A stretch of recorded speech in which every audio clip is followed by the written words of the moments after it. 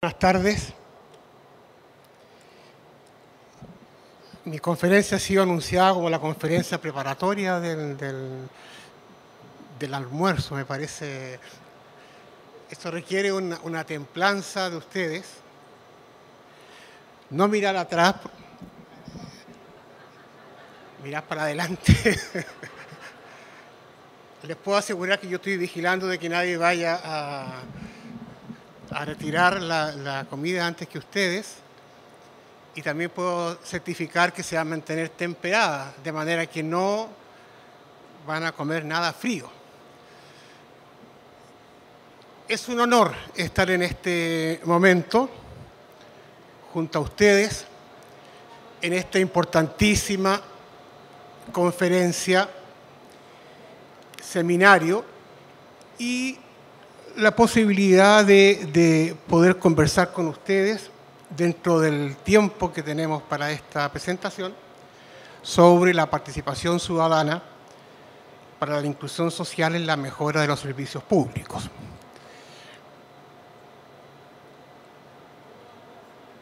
Vamos a ver si funciona el...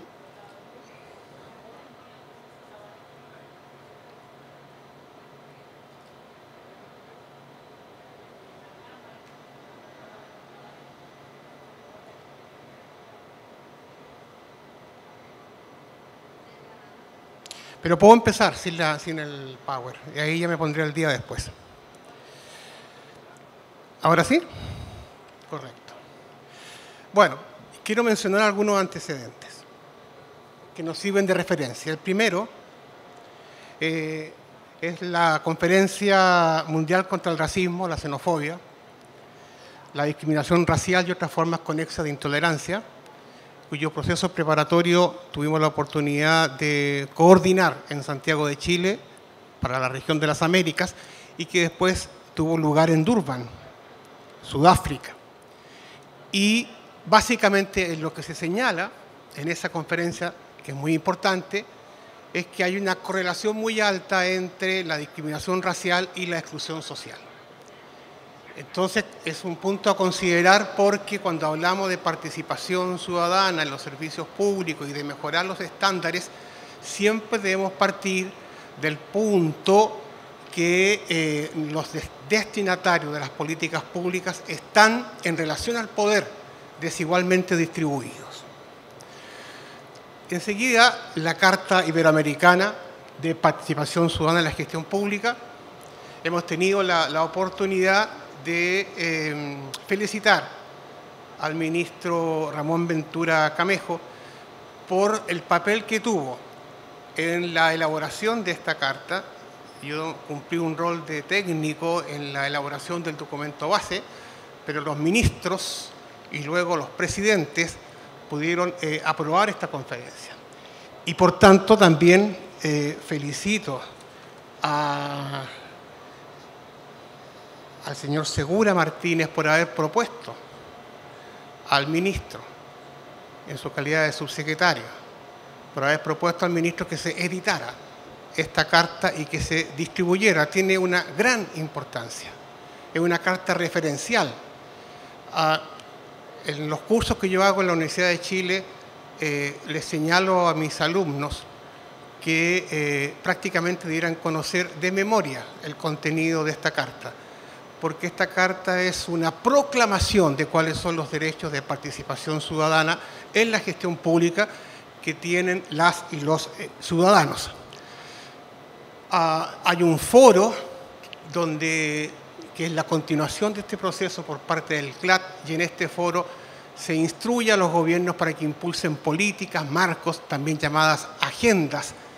Yo tengo que decir que habiendo visitado distintos países de la región, siempre he considerado que los avances logrados por el gobierno de la República Dominicana en este terreno de la gestión pública participativa son muy notables. Quiero también señalar de que esto no es un tema de algunos años atrás, es un tema muy de hoy. Decirles que lo que ustedes están haciendo acá es participar de un proceso amplio que está ocurriendo en los distintos países de América Latina simultáneamente, porque la conversación sobre cuáles son las modalidades de participación ciudadana en la gestión pública o cuál es el sentido que debe tener esa participación ciudadana es fundamental para el desarrollo de la región desde una óptica que permita, como dice ahí en la Agenda de Desarrollo Post-15, darle más poder legal y económico a los más excluidos y a sus organizaciones. También hago una referencia como antecedente a la iniciativa de gobierno abierto. Es una iniciativa que ha tenido un especial vigor acá en la República Dominicana. No voy a hablar de lo que ustedes saben mejor que yo, pero si ustedes recuerdan los compromisos de esta iniciativa de gobierno abierto son la apertura de la información, fortalecer los organismos de transparencia y fiscalización, la profesionalización del servicio público y la participación a través de las nuevas tecnologías. Bueno, claramente la apuesta, ya lo dijo el ministro, así está establecido en la Carta, la apuesta es por una democracia participativa. Aunque esto pueda tener distintos significados, no siempre se entiende del mismo modo lo que se entiende o lo que se debe comprender por una democracia participativa, pero sí quisiéramos señalar que lo participativo en una democracia no se opone a la democracia representativa. Hay una complementariedad entre democracia representativa y participación ciudadana, pero sí se opone a la elitización de la democracia o a la democracia elitista y sí se opone a las prácticas más bien del populismo. Entonces digamos que democracia representativa y democracia participativa son dimensiones de una misma democracia ciudadana. También decir que la participación ciudadana es un valor y un derecho. Es un valor si se considera el paradigma de la democracia y es un derecho si se considera el paradigma de los derechos humanos.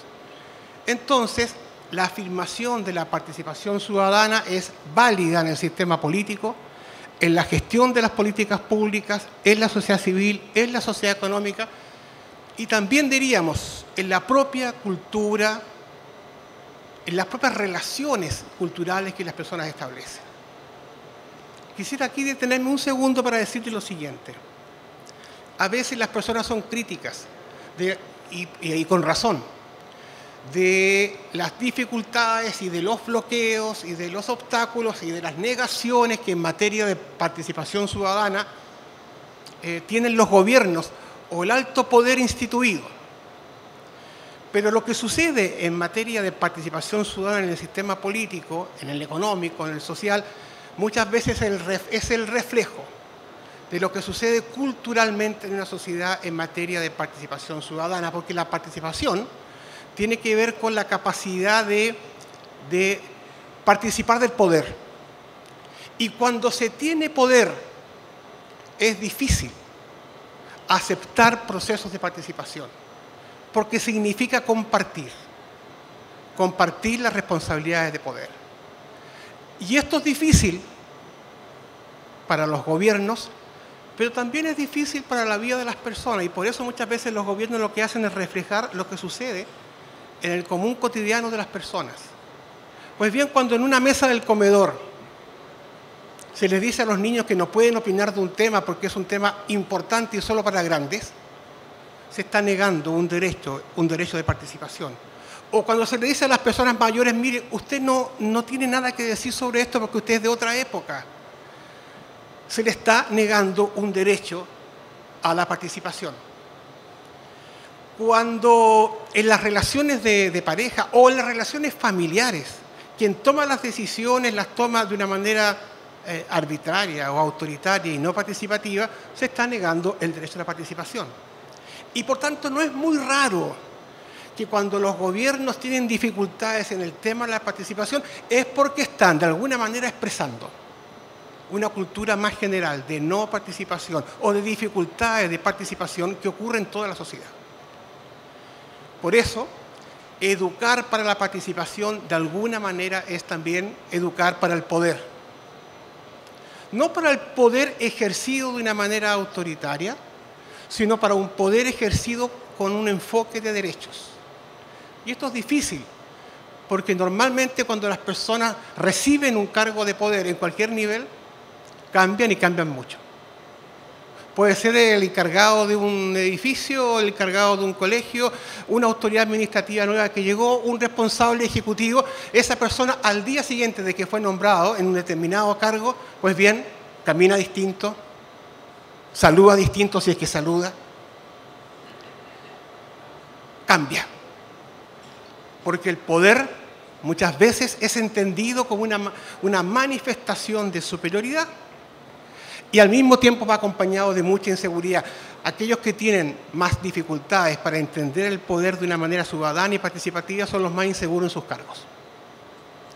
Por eso la educación ciudadana finalmente es una educación para el poder, porque lo que no se requiere, lo que no se necesita, es una participación ciudadana para administrar las cosas tal como están y continuarlas de esa forma, como aquí se ha señalado anteriormente, sin lograr transformaciones. Siempre participar es transformar. Y la participación ciudadana va a tener como indicador de eficiencia, verdaderamente, cualitativamente, es si esa participación logró cambiar relaciones de poder de modo tal que la ciudadanía pueda ejercer más plenamente sus derechos. Pues bien, hay un concepto jurídico y un concepto inclusivo de participación ciudadana. El concepto jurídico es un concepto muy constitucional, se sigue usando en las constituciones de la región. Por ejemplo, cuando se dice que todos los, en el caso de República Dominicana, los que han cumplido 18 años de edad y quienes están o hayan estado casados. Bueno, en mi caso yo no sé si tendré derecho a ser ciudadano porque sí he estado casado, pero entiendo que que es una referencia exactamente a lo que son a los que viven en República Dominicana. Pero si ustedes se fijan, ese concepto jurídico de ciudadanía, que hay que tener una mayoría de edad, no es el mismo que el concepto inclusivo de ciudadanía, como el que está relatado en la propia Carta Iberoamericana de Participación sobre la Gestión Pública, donde se dice que también son ciudadanos, por ejemplo, los niños.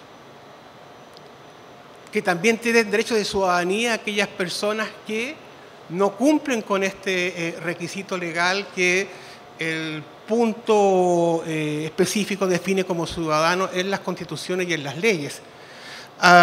Y entonces es importante considerar de que el título de ciudadana o de ciudadano se está referido a todo habitante respecto de la gestión pública del país donde reside en el ejercicio de los derechos que le conciernen.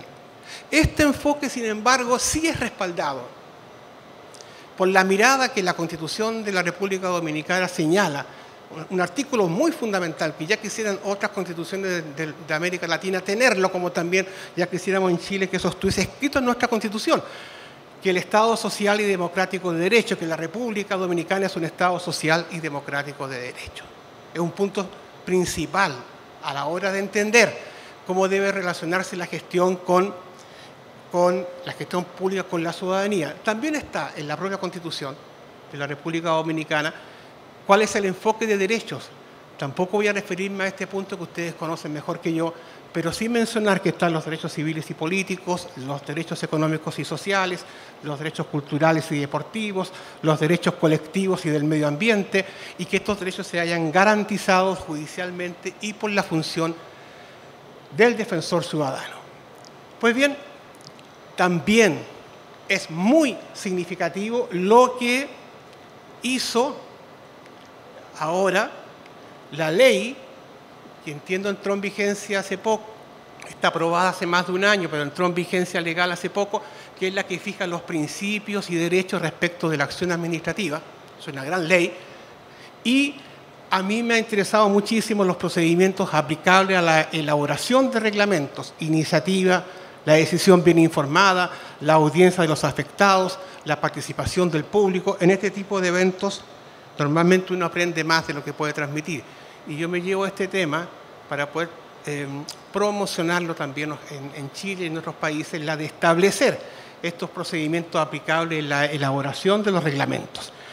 La iniciativa legislativa popular que está también instituida en la Constitución. Y digamos, para sintetizar esta primera parte, que todas las personas tienen derechos humanos y el Estado, al reconocer estos derechos humanos, posibilita que ellos se ejerzan como derechos ciudadanos en el sentido más amplio del concepto de ciudadanía.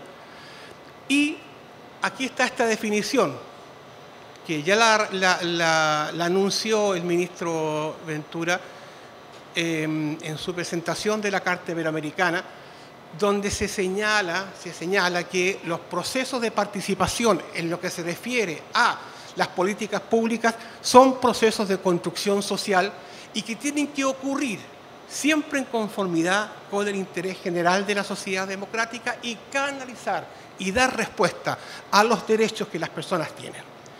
Pues bien, el derecho de la participación ciudadana en la gestión pública es un derecho activo, es decir, eso quiere decir que es exigible y que tiene que garantizarse, y aquí hay un nuevo paradigma de lo público.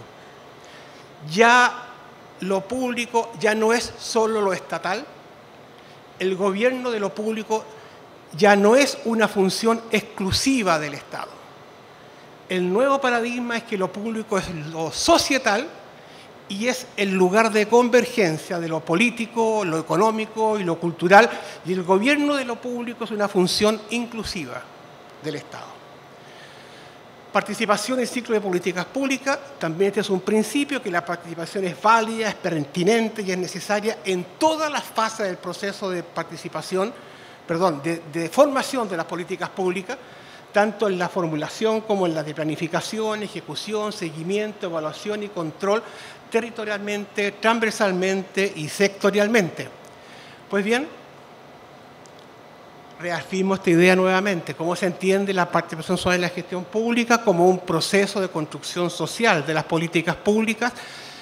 Lo público es una responsabilidad compartida, ya no es una responsabilidad de los funcionarios, de los integrantes del Estado, es una responsabilidad compartida entre los funcionarios públicos y las y los ciudadanos que contribuyen a lo público desde la sociedad civil.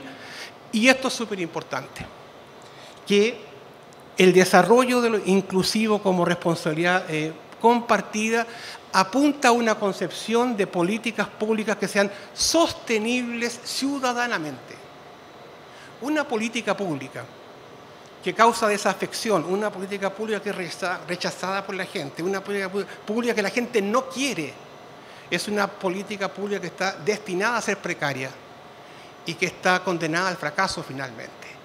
Las políticas públicas tienen que ser queridas y aceptadas por la ciudadanía.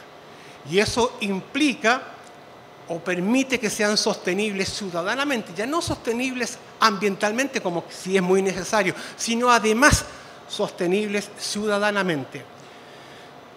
Un axioma de la democracia inclusiva es la participación ciudadana institucionalizada, con autonomía de la sociedad civil. Estoy siendo súper responsable con el tiempo para que nadie desfallezca de hambre. Y tengo que ser rápido en la presentación de las diapositivas, pero ya podremos conversar ahora o después los puntos que aquí están señalados. Lo importante es institucionalizar la participación ciudadana. No es solamente buenas prácticas, o mejor dicho, esas buenas prácticas tienen que dar pie a normas, procesos, instancias. Eso significa institucionalizar, y al mismo tiempo la participación suele ser un componente orgánico, es decir, de las instancias donde se toman las decisiones, y también un componente programático de las propias políticas públicas. La rendición de cuentas es un deber público y es un derecho ciudadano. El gobierno electrónico y las redes sociales. Bueno, esto tiene mucho que ver con lo que ya se ha dicho en este seminario. Solamente quiero decir lo siguiente, que ya en esto hemos dado una vuelta de tuerca. Ya no es suficiente la relación unidireccional de un gobierno que informa electrónicamente de lo que hace, sino que cada vez más se produce un diálogo casi en tiempo real entre lo que el gobierno hace, y eso lo dice electrónicamente, y lo que la gente responde a través de los procesos participativos de las propias redes sociales. Aquí solamente mencionar, ya lo dijo el ministro en esta oportunidad y también lo señaló en prensa, yo lo he seguido, lo he seguido como noticia desde mi país, la importancia de este portal del Observatorio de Calidad de los Servicios Públicos y de qué manera este portal incluye el directorio de los servicios públicos, el directorio de las cartas de compromiso, el de las buenas prácticas, el barómetro de satisfacción ciudadana, el foro ciudadano de calidad de los servicios, las encuestas virtuales, y el ministro con razón decía de que esto constituía un avance extraordinario en materia de participación ciudadana en la gestión pública y que podía servir de referencia, y así lo es, para los otros países de la región. Bueno, una nueva ley, una nueva cultura. El cambio legal es necesario, yo lo decía, pero quiero volver sobre el punto, porque hay una inercia burocrática que a veces bloquea el cambio legal, a veces esteriliza el cambio legal. Hay una inercia burocrática que se resiste a la participación ciudadana y esa inercia burocrática es cultural. Y aquí están los mitos burocráticos acerca de la participación. Esas son las resistencias a la participación ciudadana que, no digo yo que necesariamente, mejor dicho, voy a hacer una afirmación comprometida con ustedes. Estos mitos burocráticos no tienen que ver con ustedes, pero sí tienen que ver con otras personas que muchas veces desempeñan funciones públicas y, digamos, que estos mitos estas resistencias a la participación ciudadana son mitos porque no les asiste más convencimiento que la creencia. El primer mito, la ineficiencia. Se afirma que la participación ciudadana demora las decisiones y agrega gastos adicionales al presupuesto de las políticas públicas. ¿Por qué? Porque hay que invertir tiempo y recursos para consultas ciudadanas que deben implementarse. Ese es el primer mito, el mito de que es ineficiente, pero resulta de que no necesariamente las medidas o acciones inconsultas vienen a ser más ahorrativas. Hay demasiados ejemplos, y ustedes los conocen mejor que yo, que aquellas medidas de administración pública que se toman sin consulta ciudadana, al final terminan siendo más caras, porque hay que empezar de nuevo y porque hay que invertir corrigiendo los errores. Pues bien, digamos sí que la participación ciudadana no es gratuita, porque es una política pública en la que hay que invertir, y un buen indicador de participación ciudadana que las economías y los países deben mostrar es cuánto de su presupuesto público está regido por una regulación de participación ciudadana. Entonces, digamos sí que la eficiencia burocrática suele castigar la eficacia social de los programas. A veces cumplir con una eficiencia programática sin tener en cuenta las consideraciones sociales lleva a un castigo de la eficacia social de los programas. Segundo mito, la incompetencia. ¿Qué significa este mito? Se piensa que las autoridades, con el apoyo de expertos calificados, son suficientes para tener los elementos de juicio, para resolver las políticas públicas o las orientaciones de los servicios públicos. Incluso hay quienes dicen, bueno, hagamos esto de la participación ciudadana, porque si no vamos a tener problemas con el ministro del MAP, y por tanto lo vamos a hacer, pero lo vamos a hacer aunque ya sabemos cuáles son las respuestas. Ya sabemos lo que nos van a decir las personas. Pues bien, esa mirada, que es una mirada de autosuficiencia burocrática, funcionaria, se equivoca normalmente, porque cuando uno realmente participa de procesos de escucha, como tú decías, que hay que saber escuchar, normalmente se ven cosas que no se veían antes de la reunión. 5 minutos. Segundo mito.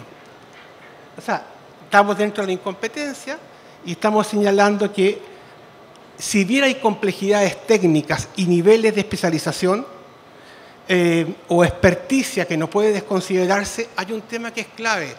cuando las políticas públicas afectan a la ciudadanía, es evidente que la ciudadanía tiene opinión sobre esas, o debe tener opinión sobre esas políticas públicas. Y por tanto, lo que hay que tener es la capacidad de saber combinar la escucha técnica con la escucha ciudadana. Tercer mito, la conflictividad. Si hacemos participación ciudadana, vamos a tener problemas porque nos van a criticar. Y la autoridad tiene temor a que le critiquen, muchas veces. Y la verdad es que la crítica es un derecho a la democracia. Cuando hay dictadura, claro que no se puede criticar, pero cuando hay democracia sí se puede criticar, es un derecho. Y la conflictividad sí se produce cuando no hay participación. Cuando no hay participación se acumulan las tensiones, los disgustos, y por tanto, ya cuando esta explota, evidentemente que se dice, ¿por qué no abrimos antes la conversación? Esto también tiene mucho que ver con esto que sucede a todo nivel. Cuando las autoridades dicen, se felicitan cuando invitan a las personas que los alaban y a quienes los critican dicen que son ingratos, porque no reconocen todo lo que ellos están haciendo por las personas. Entonces, esa relación es una relación compleja que hay que superar, construyendo un enfoque de derechos. Bueno, aquí hay proposiciones para la conversación que darán para el postre. El tema de la transparencia, las organizaciones de interés público, gobierno electrónico de redes sociales. Esto sí puede ser interesante, la diferenciación que hay entre clientes, usuarios, beneficiarios y participantes. En la relación que hay con la gente, las personas pueden actuar en relación a los servicios públicos como clientes si tienen que cancelar algo por recibir ese servicio público, como usuarios muchas veces cuando son beneficiados por instalaciones o medios de los servicios sociales, también beneficiarios cuando son objeto de políticas públicas en materia de vivienda y otros, y también como participantes. Ahí es una pregunta capciosa. ¿Clientes, usuarios, beneficiarios o participantes? ¿Cuándo son participantes? Cuando las personas inciden en la formulación de las políticas públicas. Pero, sea como cliente, sea como usuario, sea como beneficiario, o sea como participante, hay una condición que prevalece, que es la condición de ciudadano y de ciudadana. Y por lo tanto, hay derechos que están relacionados con la calidad de cliente, con la de usuario, con la de beneficiario o con la de participante. Bueno, ahí está el tema de los procesos de información pública y termino con esto. La metaparticipación. Quiero dejarle este concepto que básicamente apunta a lo siguiente. Apunta de que es necesario evaluar participativamente las políticas participativas. La metaparticipación lo que hace es revisar los indicadores de calidad de los procesos participativos, los indicadores de calidad participativa de los procesos participativos. Muchas veces los procesos participativos se miden nada más que por la externalidad, por las personas que asistieron, el número de hombres o de mujeres, los representantes de tal o cual barrio, y no se miden por la calidad de los procesos que ahí ocurrieron. Entonces, un proceso participativo puede ser medido también en su calidad. Y este ámbito es el ámbito de la metaparticipación, que es lo que se refiere a, y con esto sí que concluyo, que es lo siguiente. Ser funcionario o ser gestor de políticas públicas no es fácil. Antes, y ser técnico tampoco lo es. Antes se pensaba que la persona que era funcionaria, si solo tenía un conocimiento técnico suficiente de su ámbito de acción, estaba listo para desempeñarse como funcionario. Hoy día, en el mundo que vivimos, no es así. Hoy día, a los funcionarios públicos se les pide que sean también buenos comunicadores y que sean buenos pedagogos. Y en algunas circunstancias, cuando tienen relación directa con la gente, que sean buenos psicólogos. De manera que la formación de un funcionario es una formación compleja, porque requiere estas distintas habilidades. Y seguramente para cumplir profesionalmente con estas distintas habilidades, también los funcionarios requieren de, voy a ser un poco demagogo, que se les pague mejor. No siempre eso ocurre, porque a veces los funcionarios, estoy en el tiempo, sí, a veces los funcionarios tienen que enfrentarse a personas que ven la relación con el trabajo funcionario de una manera muy clientelar. Es muy típico encontrarse con personas que usan estas frases de película. Usted tiene que hacer lo que yo hago o lo que yo le estoy pidiendo porque para eso pago los impuestos. Enrostran eso a las personas que cumplen una función pública. Y la verdad es que un funcionario público es un funcionario también en dignidad y derechos. Pero no hay que olvidar que la función pública es una función, muy bien lo dijo el ministro al comenzar esta mañana del trabajo, es una función delegada de la voluntad ciudadana. El funcionario público también es un ciudadano o una ciudadana, tiene derechos y tiene responsabilidades. Por eso, el que ustedes participen en esta conversación y en este seminario nos permite a todos tener una certeza de que la administración pública de este bello país seguirá fortaleciéndose y seguirá siendo un ejemplo y un referente para los demás países de la región. Muchas gracias.